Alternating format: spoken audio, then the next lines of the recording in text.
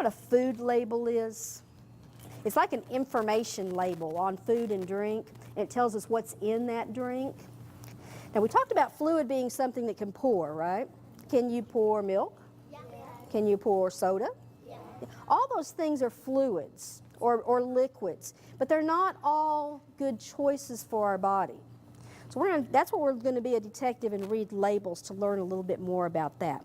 Now, sometimes drinking something with a little bit of sugar is kind of like a treat, isn't it? Yeah.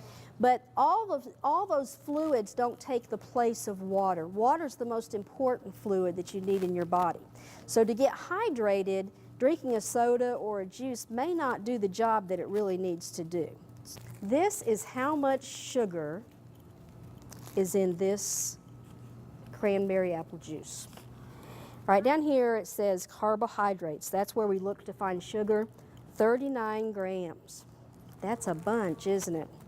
In juice. Now, juice does have some vitamins that we need to get. In some of our foods, we can get those vitamins in foods too. But it's really important that we look at those labels, because if we drink too much of that with sugar, guess what sugar turns into if we don't get rid of it? Fat. This one is a sports drink. Sometimes we think, well, I'm playing sports, and so I'm going to do a sports drink to help, keep me healthy, because that's what a lot of athletes do. And that's not always bad. A sports drink can help hydrate you, but even sports drinks have sugar. This has 16 grams of sugar. There's that much sugar just in a sports drink. So you don't want to just do sports drinks and not water, because you start getting more and more sugar in your body, right? So we want to make sure we have a good balance with that. I'm going to show you some other things just because this always surprises me. This, 39 grams of sugar in a can of cola.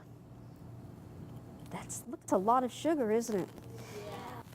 This one is if you get one of those 20-ounce bottles. That's what a lot of the machines have now. 65 grams of sugar in those bottles. This is how much is in your chocolate milk at lunch, your little chocolate milk carton. This one, whoa, that's an orange soda. Oh, I know it, a lot of sugar in an orange soda. When I go to my cabinet, not all my glasses are the same size.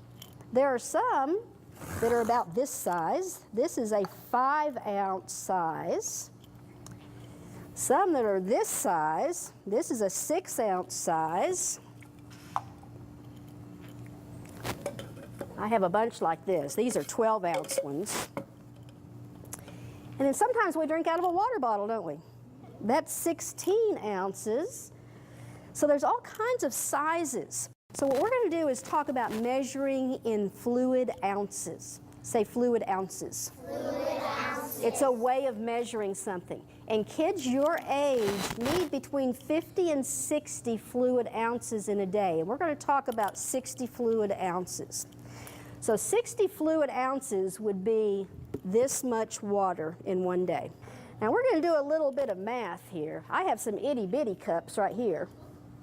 Those are itty-bitty, aren't they? This is 1 ounce. And I brought this because when I go to the drinking fountain and I go, it's about that much I get when I take a drink, unless I stay there for quite a while. If this is 1 ounce, how many sips would you have to go through in a day to get up to here? How many? 60. A bunch, right? So we don't want to have to do a whole bunch of little 1-ounce sips. How many of those 1 ounces would fill up this 6-ounce one? 6. This is probably more of the size cup that a lot of people drink out of. So that would be 6 ounces. So how many of these 6 ounces would it take to get up to the 60? How many of these would you have to drink in one day to do 60? 6. A little more than 6. What do you think? 10. It would be 10 of these cups in one day to get up to 60 ounces. What about the 5-ounce ones? I'll tell you what, let's do it. Let's count by 5s. Since it's 5 ounces, we'll get to 60. 5. 10, 15, 20, 25, 30, 35, 40, 45, 50, 55, 60. 1, 2, 3, 4, 5, 6, 7, 8, 9, 10, 11, 12 of those sizes you'd have to drink in one day. 12 of those 5-ounce ones. Now this is the size that I drink at my house. That's a 12 ounce. That's 12 ounces. How many of these 12 ounces do you think? How many? You think you know? 5. You would take 5 of these. 1, 2, 3, 4, 5. That much in one day of water. So there's lots of different sizes of containers, isn't there? But how many ounces would kids your age need to drink in one day? 60. 60. So you have to kind of do your math, don't you, to figure out, depending on what you've had something to drink out of during the day. Now, these are our Fun Be-Hydrated bottles. Those are 20 ounces. 20 ounces fit in there. So how many of those would you need in a day? 3. That's a little bit easier to remember, isn't it? So we try to encourage you to keep that water bottle with you so you know how much you've had throughout the day. Now we talked about the signs. Remember when we were a detective? The signs of knowing when we need to drink that water.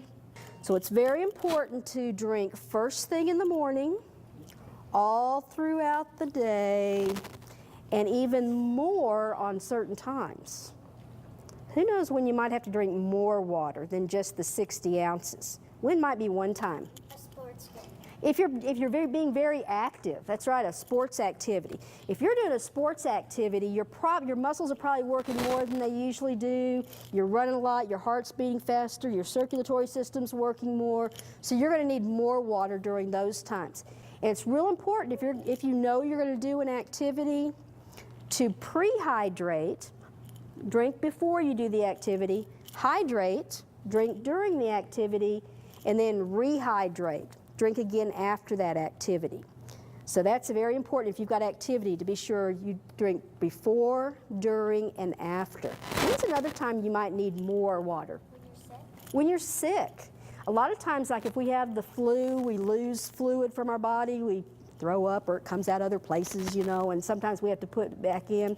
But you know, also staying hydrated, drinking water helps keep our body temperature the way it should be. So if we have fever, we may need that extra water too.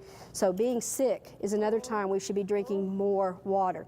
And there's another time that we should really think about drinking more water. When the heat is extreme, when it's hot, when the heat index is up. Because if we don't have enough water, if we're not hydrated and it gets really, really hot out, it can cause us to have a heat illness. And that can be very, very serious. And that's when we start seeing the signs, if we don't get hydrated, it could lead to a heat illness. And that's when parts of our body don't work the way that they should. And do grown-ups have to drink as much as kids do? That grown-ups have to drink water too, but it works a little bit different. We have a formula, and we say your weight divided by 2 is the ounces for you. So if someone weighs 140 pounds, half of that would be 70, so theirs would be 70 ounces. Now kids, even if your weight is like if you weigh 60 pounds, half of that would be 30. 30 ounces isn't enough for kids because kids' bodies need a little bit more because of the size of their body. So kids need to have at least 60 ounces. When you start getting bigger, then you start looking at your weight divided by 2 is the fluid ounces for you. Drink water all day to make you feel good. Hydrate! Your bones and muscles will thank you. Hydrate! Your mind will be sharp and you'll think fast. Hydrate! You'll feel like a whole new you. Hydrate!